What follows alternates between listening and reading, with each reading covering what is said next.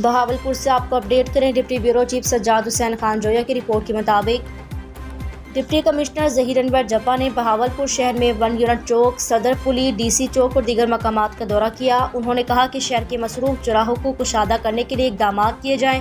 इनके साथ मौजूद सर्विस रोड को बेहतर बनाया जाए ताकि लोगों को रिलीफ हासिल हो। इस मौके पर deputy director Bahawalpur Development Authority Afzal Ahmad, DSP और traffic Riaz Ahmad Fayaz, secretary Regional Transport Authority Arooj Fatima और दीगर मुतल्लिका अफसरान मौजूद थे।